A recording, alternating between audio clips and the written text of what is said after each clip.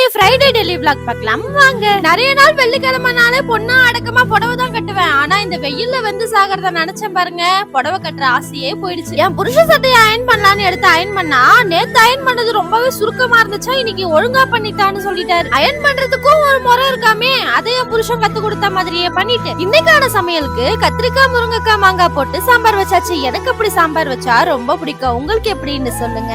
வேலையை முடிச்சுட்டு வீட்டை பெருக்கிட்டு சாமான் விளக்கிட்டு தான் சாப்பிடணும்னு சாமான விளக்கி முடிச்சுட்டு காலையில டிஃபனை முடிச்சாச்சு. 2 நாளா கடைக்கு போகும்போது மாமா இருக்கிறதுனால கடைக்கு சாமான் எடுத்துட்டு போற அளவுக்கு கஷ்டம் அந்த அளவுக்கு தெரியல. கடையை முடிச்சுட்டு பக்கெட்ல தண்ணி இருந்ததுனால அங்கேயே எல்லா சாமானையும் உட்காந்து விளக்கிட்டு மாமா போன் பண்ணி சாப்பிட்டியான்னு கேட்டதுனாலதான் இன்னும் நம்ம சாப்பிடலையன்ற கவனமே வந்துச்சு. நானும் மாமாவும் சேர்ந்து மாமா வாங்கிட்டு வந்த சோயா பிரியாணியை கடையிலேயே உட்காந்து சாப்பிட்டுட்டு வீட்டுக்கு கிளம்பி வந்து வேலையை பார்த்துட்டு இருந்தா வடிவேல் அண்ணா மாதிரி நிக்கருக்கு மேல வேஸ்டியை கட்டிட்டு இருக்கான் என் பையன். நீங்க இந்த மாதிரி வாழ எல்லாம் பண்ணுவீங்களான்னு சொல்லுங்க. வீடியோ பிடிச்சா லைக் பண்ணுங்க. நெக்ஸ்ட் வீடியோல வரேன்.